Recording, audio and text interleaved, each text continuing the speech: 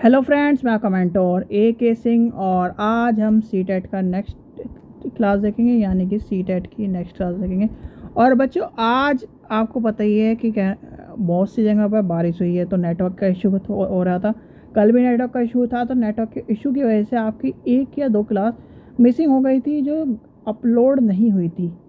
तो इसी वजह से आपकी ये क्लास आपको मिली नहीं होगी। और आज भी क्या नाम, मौसम इस तरह का ही हो रहा था, तो लाइट और नेटवर्क का थोड़ा इशू चल रहा है, तो इसलिए आपको थोड़े दिक्कत का सामना करना पड़ रहा होगा।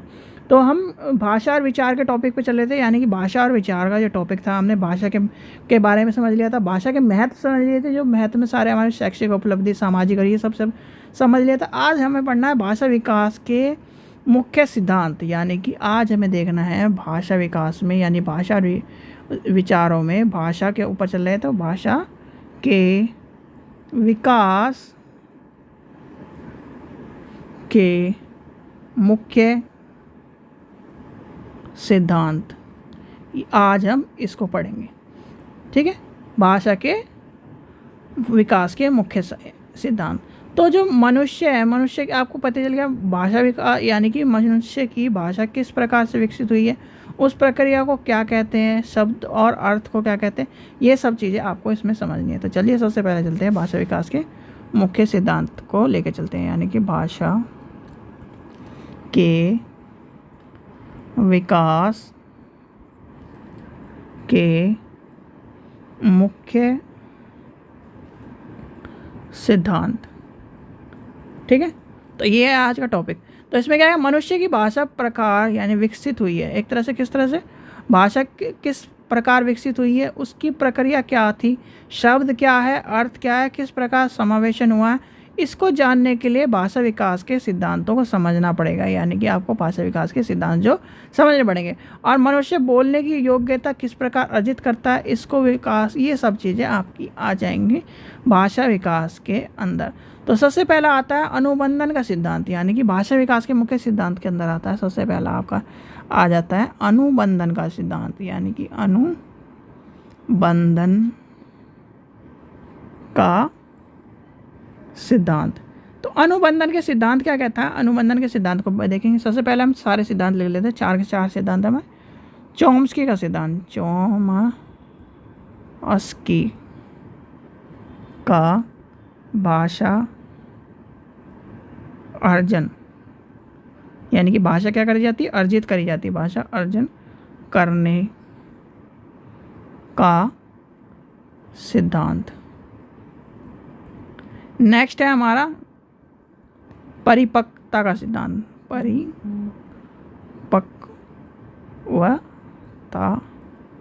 का सिद्धांत।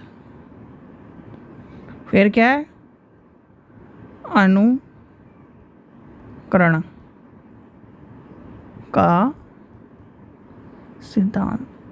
तो ये है आपके जो 4 है भाषा के मुख्य सिद्धांतों को लेकर जो हम चल रहे। तो चलिए सबसे पहले अनुबंधन का सिद्धांत। अनुबंधन के सिद्धांत में तो आपको ज़्यादातर पता ही होगी अनुबंधन के सिद्धांत में क्या होता है। तो सबसे पहले हम जब भाषा के दौर में आते हैं, यानी कि जब हम बचपन की अवस्था में रहते हैं, आपने देखा होगा जब छोटा बच्चा होता है तो क्या क्या सिखाया जाता है, ए फॉर एप्पल, यानी कि सबसे पहले आती है अनुबंधन का सिद्धांत। अनुबंधन का सिद्धांत क्या होता है, भाषा विकास के जो सिद्धांत हैं उसमें अनुबंधन या सहचर्या का बहुत योगदान होता है। शैशवावस्था में, जब शैशवावस्था होती है, इसमें शब्द सिखाते हैं, यानी कि शब्द को सिखाते किस तरह से, अमूर्त नहीं होते, यानी कि सिखाने का जो तरीका है वो अमूर्त नहीं होता है वो, और जो चीज़ें हैं वो किससे, वस्तुओं से जोड़कर सिखाई जाती है। जैसे आपको ए फॉर एप्पल सिखाया जाता है, यानी दूध है या पानी है उसे दिखा के तब सिखाया जाता है। चाचा ताऊ को संकेत करके दिखाया जाता है, ये आपके चाचा हैं, ये ताऊ है, तो ये इस तरह से दिखाया जाता है, जो बच्चों को उसकी वास्तविक व्यक्ति यानी वास्तविक सहचर्या से संबंधित करके दिखाया जाता है। इसलिए आपको ये अनुबंधन का सिद्धांत कहा जाता है। इसमें छोटी कक्षाओं को यानी कि लेकर चले जाता है, छोटी कक्षाओं में, जैसे शैशवावस्था वाली जो स्टेज है उसमें आती हैं। तो इसमें क्या होता है, लिख लीजिए, इसमें भाषा, इसमें वस्तु को दिखा कर भाषा सिखाई जाती है। ठीक है, तो ये चीज़ ध्यान रखना, जैसे चाचा है, ताऊ है, पेंसिल है, तो इस तरह से दिखाया जाएगा। यानी इसलिए छोटी कक्षाओं के लिए लिखने के लिए शिक्षक उपयोगी रूप से क्या करता है, pencil, A for apple, B for ball, इस तरह से प्रयोग करता है। तो ये होगा अनुबंधन का सिद्धांत, यानी कि छोटा सा अनुबंधन का सिद्धांत आपको समझ में आ गया होगा, अनुबंधन का सिद्धांत। चलिए आगे चलते हैं। आगे नेक्स्ट क्या है हमारा, नेक्स्ट है हमारा चॉम्स्की का सिद्धांत, यानी कि चॉम्स्की का भाषा अर्जन का सिद्धांत, या अर्जित करने का सिद्धांत। इसमें क्या होगा, इसमें होता है, चॉम्स्की कहते हैं कि बच्चे शब्दों को निश्चित संख्या का निर्माण करना सीखता है। इस शब्दों में नए नए वाक्यों का, शब्दों का निर्माण करता है। इस वाक्यों का निर्माण बच्चे के जिन नियमों के अंतर्गत किया जाता है उसे चॉम्स्की के जेनरेट की संख्या दी गई है। यानी कि लिख लीजिए, चलिए लिखते हैं क्योंकि ये इम्पोर्टेंट है। चॉम्स्की का सिद्धांत आपको हिंदी के उसमें मिलता है। चॉम्स्की का सिद्धांत यानी कि चॉम्स्की का कहना है कि बच्चे शब्दों की निश्चित संख्या से कुछ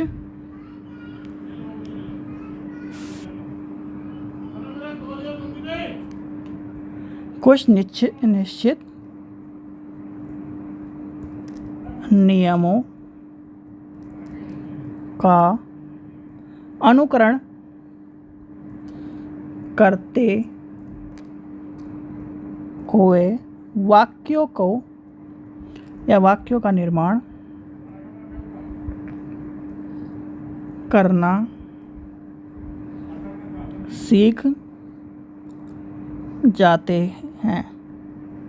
इन शब्दों से नए नए वाक्य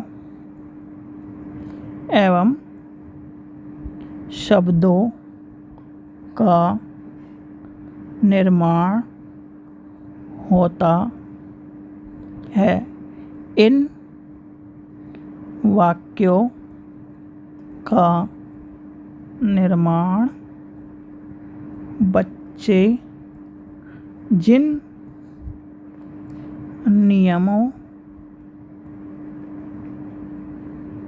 के अंतर्गत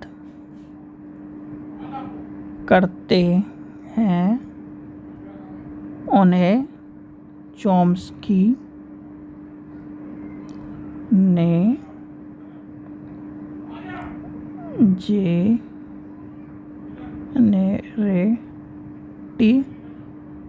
जेनेरेटिव की संज्ञा प्रदान की है।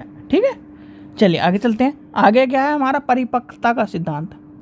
यानी परिपक्वता तो आपको पता है, परिपक्वता क्या होती है, परिपक्वता मतलब जिसमें पूरे व्यक्ति परिपक्व हो जाए और चीज़ों को समझना और चीज़ों को बैलेंस करना सीख जाए, तो उसे कहते हैं परिपक्व। ठीक है, सामने वाले को ये पता चल जाए, यानी कि आपको ये पता चल जाए कि शब्दों का या फिर ज्ञान को किस तरह से पता है, यानी कि ज्ञान का या भाषा का किस तरह से उपयोग करना है, तो उसे कहते हैं परिपक्व का सिद्धांत। चलिए आगे चलते हैं। परिपक्व सिद्धांत, परिपक्व तात्पर्य है भाषा और स्वयं को यानी शब्दों को नियंत्रण करना। जब आप भाषा का कब उतार लेना है, चढ़ाव लेना है, कब बोलना है, कब नहीं बोलना, कब चुप रहना है, कब उसके तालु का प्रयोग करना है भाषा में, कब दांत का प्रयोग करना है, कब स्वर का प्रयोग करना है, कब जिम्मेदार होना है भाषा को लेकर, कब उसको कमज़ोर लेके चलना है, कब कम वाणी में लेके चलना है, तो वो कहलाता है आपका क्या, परिपक्व परिपक्वता का सिद्धांत, इसे इम्पोर्टेंट है, इसे सबसे ज़्यादा इम्पोर्टेंट इसलिए दिया जाता है क्योंकि परिपक्व होने का मतलब ये आप हो, आपके सामने कोई बहस करे जा रहा है तो आप ये सोचोगे कि क्या नाम बहस कर रहा है छोड़।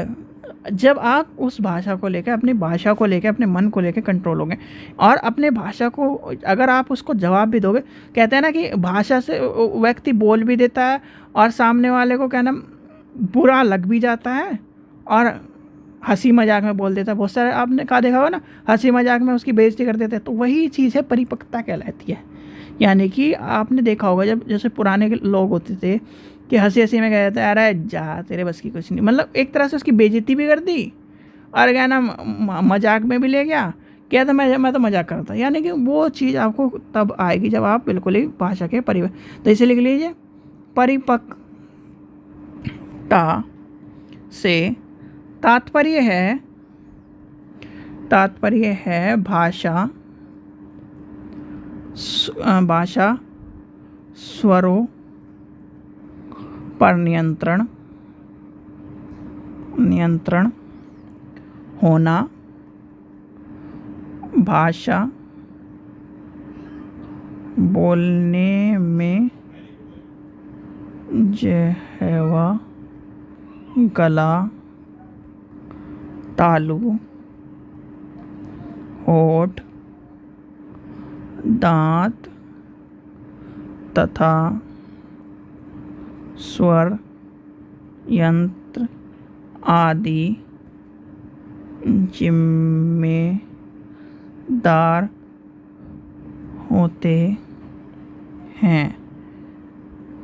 इसमें किसी भी प्रकार की कमजोरी या कमी वाणी को प्रभावित करती है। इन सभी अंगों में जब परिपक्वता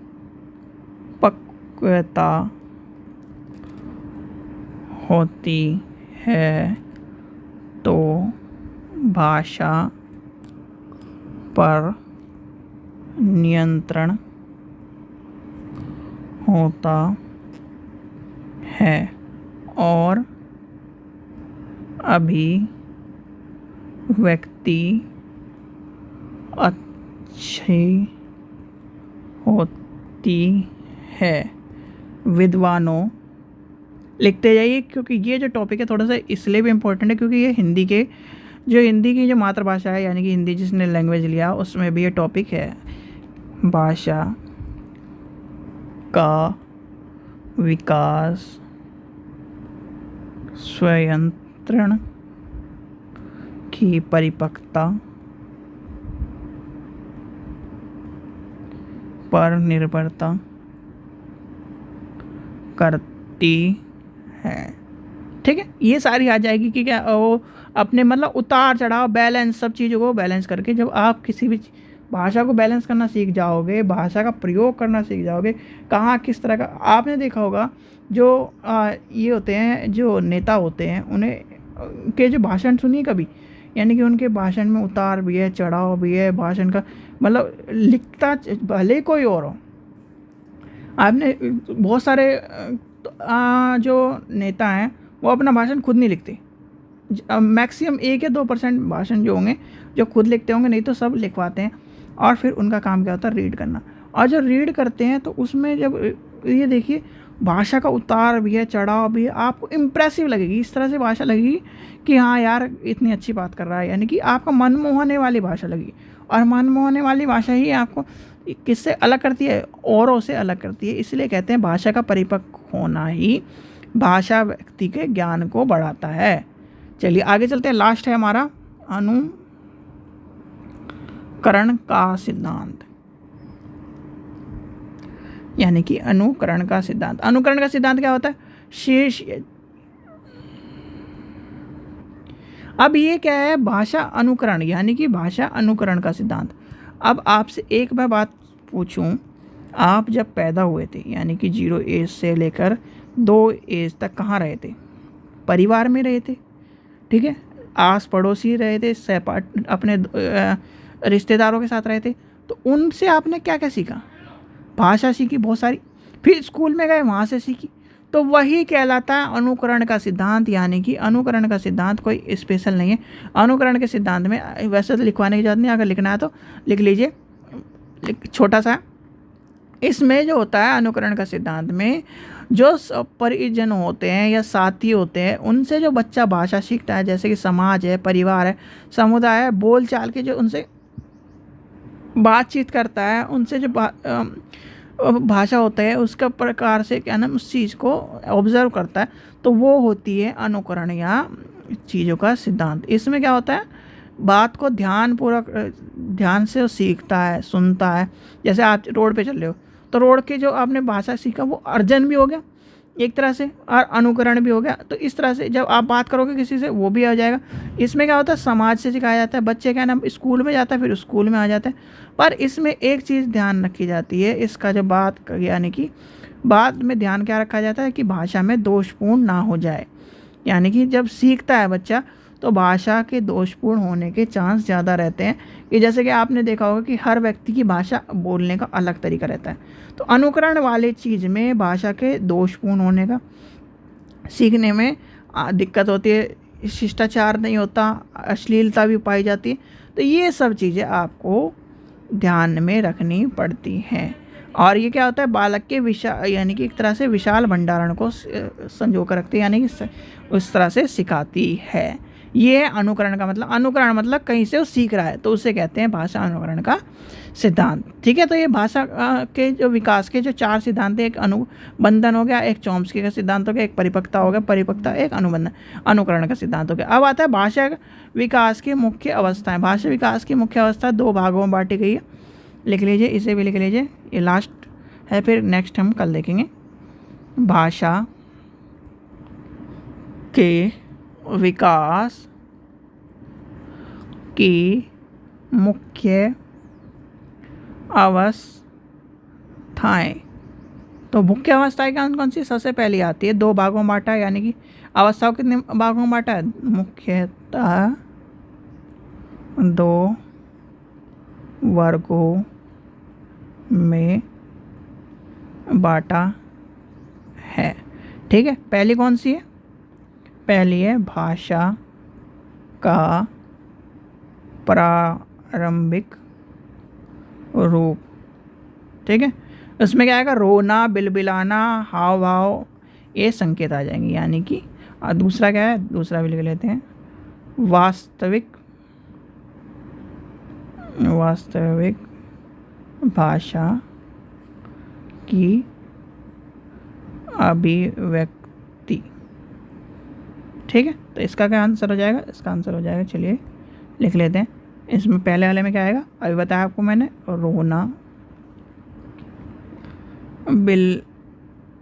बिलाना। और ये कौन सी अवस्था में होता है? छोटे बच्चों के। बिलबिलाना, हाव भाव या संकेत, ये आ जाएगा। दूसरा क्या आ जाएगा? आकलन, या चलिए नेक्स्ट पेज पे ले लेते हैं इसे, या बोध शक्ति भंडारण, शब्द भंडारण।